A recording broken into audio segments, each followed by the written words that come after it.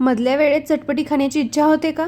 मला पण होते, म्हणूनच मी बनवून ठेवते असं काहीतरी चटपटी. मुलं देखील शाळेतून आल्यानंतर काहीतरी खायला देना असं म्हणतात, म्हणून मी काहीतरी बनवून ठेवतेच. म्हणून मी तर आज बनवलेली आहे मेथीपासून मटरी. नमस्कार, मी स्नेहल मेक्स मॅजिक यूट्यूब चॅनलमध्ये तुमचं पुन्हा एकदा स्वागत आहे. आज आपण बनवणार आहोत मेथी मटरी, ते पण गव्हाच्या पिठापासून, एकदम खुसखुशीत.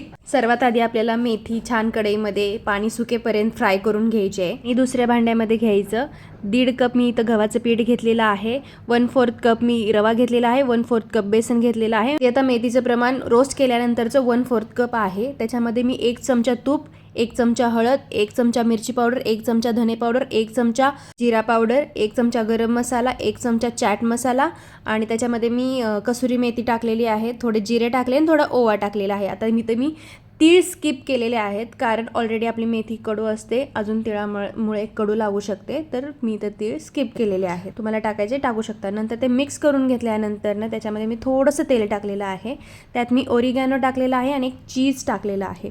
आता चीज हे ऑप्शनल आहे बरं, पण मी म्हणते की जर तुम्हाला कडूपणा मेथीचा घालवायचा असेल ना, तर तुम्ही नक्की चीजचा यूज करा. त्याच्यामध्ये अजिबात कडू लागणार नाही. आणि छान मऊसूत गोळा मळून घ्या.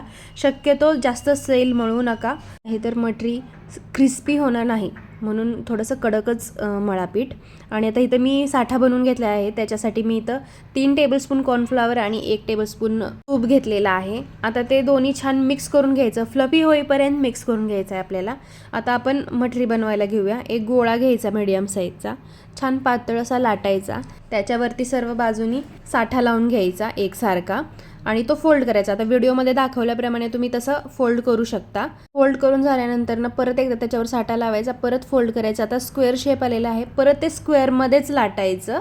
आता आपला तो गोळा लाटण्यासाठी शक्यतो कमी पीठ वापरा, जास्त वापरू नका. आणि आता ते स्क्वेअरमध्ये लाटून झाल्यानंतर ना परत एकदा आपल्याला त्याच्यावरती परत एकदा साठा लावून घ्यायचा आहे आणि व्हिडिओमध्ये दाखवल्याप्रमाणे परत एकदा तसंच फोल्ड करायचं साठा लावून. याने आपल्या मटरीला छान कप्पे सुटतील आणि आतपर्यंत छान खुसखुशीत तळली जाईल. म्हणून आपल्याला हे 2 वेळा असं साठा लावून घडी मारून घ्यायची आहे. त्यात घडी मारून झाल्यानंतर मधून थोडं कट करायचं, कारण लाटताना ते आपल्या पोळपोटावर बसणार नाही. दुसऱ्या साईडला ठेवायचा एक भाग घ्यायचा, तो थोडासा प्रेस करायचा, जास्त पण पातळ लाटायचा नाही, थोडासा लाटायचा. आणि आता त्याचे छोटे छोटे काप करून घ्यायचे. जसे आपल्याला विकतचे नमकीन मिळतात ना, तसंच त्याचे उभे काप करून घ्यायचे आहेत. व्हिडिओमध्ये दाखवल्याप्रमाणे तुम्ही ते कट करून घ्या. आता असंच राहिलेलं सर्व देखील लाटून साठा लावायचा, त्याला छान सर्व कट करायचं आणि एका प्लेटमध्ये काढून घ्या. आणि मग आता तेल गरम करत ठेवा. त्याच्यामध्ये तेल गरम झाल्यानंतर ना सर्व नमकीन तळून घ्या, छान खुसखुशीत होईपर्यंत तळून घ्या. मीडियम गॅसवरती तळायचं आहे.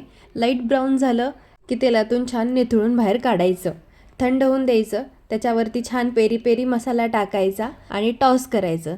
पेरी पेरी मसाला मिक्स झाला, पूर्णपणे थंड होऊन द्यायचं आणि मगच डब्यामध्ये भरायचं. आता हे मुलांना तुम्ही स्कूलमध्ये स्मॉल ब्रेकसाठी पण देऊ शकता, घरी आल्यावर खाण्यासाठी होईल, आपल्याला मधल्या वेळेत खाण्यासाठी होईल, प्रवासामध्ये नेण्यासाठी होईल. एवढं मस्त होतं. नक्की ट्राय करा आणि कमेंटमध्ये मला सांगायला विसरू नका की कसं झालं होतं. आणि अजून जरी तुम्हाला मेजरमेंट समज नसेल तर मी खाली डिस्क्रिप्शन बॉक्समध्ये देते, नक्की चेकआउट करा. आणि हो, अजून जर तुम्ही सबस्क्राईब केले नसेल तर नक्की सबस्क्राईब करा, शेअर करा आणि लाईकसुद्धा करा. आणि पुढची रेसिपी तुम्हाला कोणती बघायला आवडेल हे देखील मला कमेंटमध्ये सांगायला विसरू नका. थँक्यू.